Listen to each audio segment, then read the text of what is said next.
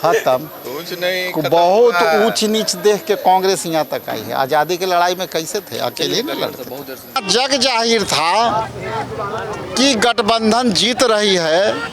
इसी बीच में बीजेपी के लोग और नीतीश कुमार के लोग जिस तरह से हमारे विधायकों को चोरी किया और उनको लगातार 24 घंटे गायब रखा, आज उसी का परिणाम है कि हमारे विधायकों को चोरी करके और उन्होंने अपनी 5वीं उम्मीदवार को जीत सुनिश्चित कराई।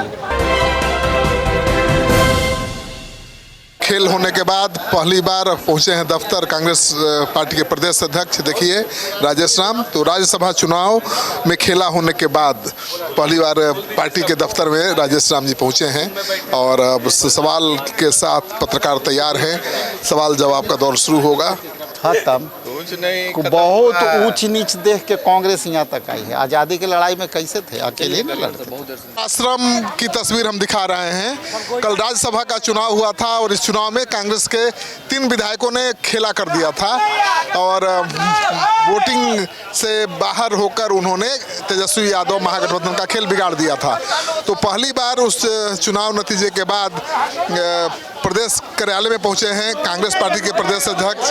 देखिए राजेश राम और पार्टी कार्यकर्ताओं के साथ अभी सदाकत आश्रम से प्रदर्शन करने के लिए निकल रहे हैं। क्या तस्वीर है सदाकत आश्रम की, वो हम आपको तस्वीर दिखा रहे हैं। देखिए राजेश राम अपने कार्यकर्ताओं और समर्थकों के साथ सदाकत आश्रम के गेट पर प्रदर्शन कर रहे हैं और जिस तरह से चुनाव में, राज्यसभा के चुनाव में करारी हार मिली है, तो कांग्रेस पार्टी आरोप लगा रही है कि बीजेपी ने वोट खरीद लिया। अपने विधायकों को तो खुद कांग्रेस पार्टी संभाल नहीं पाई और अब आरोप लगा रही है कि बीजेपी ने वोट खरीद लिया। राज्यसभा में हॉर्स ट्रेडिंग हुआ है और विधायकों को पैसे दिए गए हैं। तो देखिए बिहार प्रदेश कांग्रेस कमेटी के दफ्तर के बाहर ये प्रदेश अध्यक्ष कांग्रेस पार्टी के अपने पार्टी के कार्यकर्ताओं के साथ प्रदर्शन कर रहे हैं और मोदी का पुतला दहन यहाँ पर करने की तैयारी है। तो चुनाव तो अपनी करनी से महागठबंधन हारा है। कांग्रेस पार्टी के 3 विधायकों ने वोट ही नहीं दिया। आरजेडी का भी एक विधायक गायब हो गया और आरोप देखिए, आरोप बीजेपी पर और नरेंद्र मोदी नीतीश कुमार मुर्दाबाद के नारे कांग्रेस पार्टी के कार्यकर्ता लगा रहे हैं। नारा लगा रहे हैं विधायक चोर गद्दी छोड़।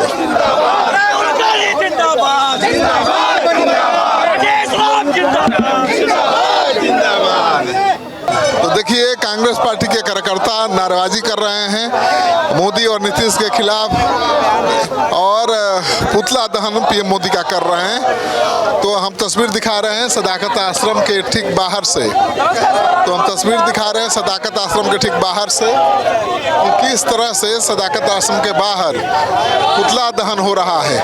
तो पुतला दहन कांग्रेस के नेता कर रहे हैं। राजेश राम प्रदेश अध्यक्ष जो हैं कांग्रेस के, वो लीड कर रहे हैं इस प्रदर्शन को और सदाकत आश्रम के ठीक बाहर सड़क पर ये पुतला दहन हो रहा है, प्रधानमंत्री का पुतला दहन।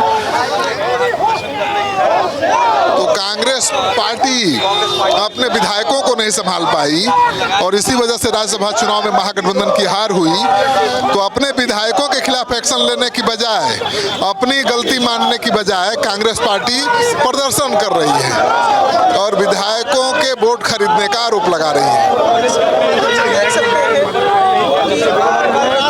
चुनाव हुआ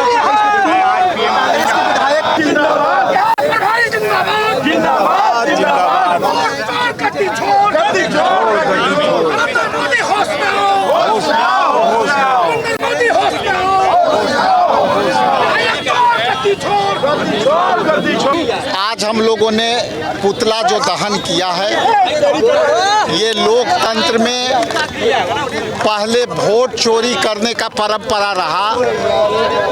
पहले संविधान को ख़त्म करने का परंपरा रहा।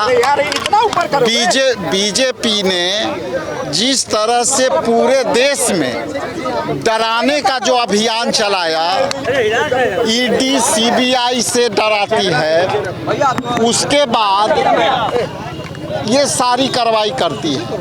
हम मानना चाहते हैं बिहार के संदर्भ में कि कल जब राज्यसभा के 5 सीटों के लिए जब चुनाव हुए, उसमें हमारे गठबंधन के उम्मीदवार 1 वोट से पीछे रह गए और उसके 1 वोट पीछे रहने के कारण हमारे गठबंधन के उम्मीदवार नहीं जीत सके। यहाँ जग जाहिर था कि गठबंधन जीत रही है। इसी बीच में बीजेपी के लोग और नीतीश कुमार के लोग जिस तरह से हमारे विधायकों को चोरी किया और उनको लगातार 24 घंटे गायब रखा, आज उसी का परिणाम है कि हमारे विधायकों को चोरी करके और उन्होंने अपनी 5वीं उम्मीदवार को जीत सुनिश्चित कराई। बीजेपी का ये परंपरा रहा है कि जिस पार्टी के साथ उनकी दोस्ती रहती है उनको भी ख़त्म करती है। तो दूसरे तरफ नीतीश कुमार जी को भी यहाँ के राजनीतिक हत्या कर दी। साथ में रहकर जिस तरह से अकाली दल को, जिस तरह से सेवा से उड़ीसा में बीजू जनता दल को, जिस तरह शिवसेना को महाराष्ट्र में ख़त्म किया, आज बीजेपी ने नीतीश कुमार को भी ख़त्म कर दिया और हमारे 3 विधायकों को चोरी करके जो है आज वो जीत हासिल कर ली। और ये देश में बीजेपी के काम करने का जो पैटर्न है, पहले जो है चुनाव लड़ेगी तो वोट चोरी करेगी, जो बिहार में वोट चोरी हुआ। यदि आप उसके बाद विपक्ष के कोई जीत जाते हैं तो उनको डरा के डर गए, तो फिर नहीं तो फिर आपको कुछ अन्य प्रलोभन दे करके, वित्तीय प्रलोभन दे करके मनाती है। और यदि आप नहीं डरे तो आपको जेल में डाल देती है।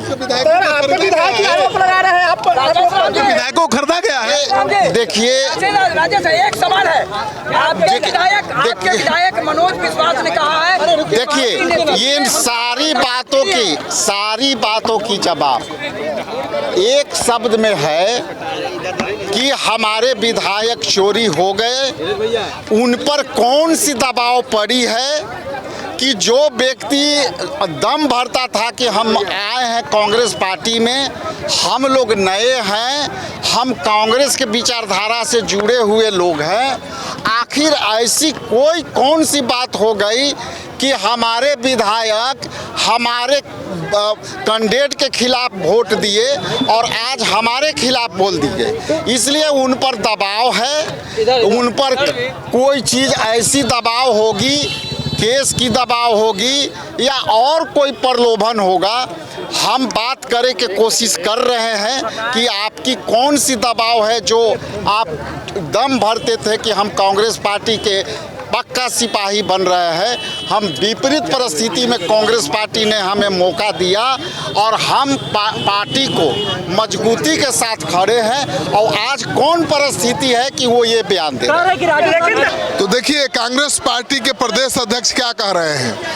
महागठबंधन की हार हुई है, उसकी वजह कांग्रेस पार्टी के 3 विधायक हैं और आरजेडी का 1 विधायक, यानी कांग्रेस के 3 विधायकों ने मतदान में भाग नहीं लिया, आरजेडी के 1 विधायक ने वोट नहीं दिया। इस वजह से महागठबंधन के प्रत्याशी की हार हुई है। लेकिन कांग्रेस पार्टी अपने विधायकों के खिलाफ एक्शन लेने की बजाय आरोप मढ़ रही है एनडीए पर।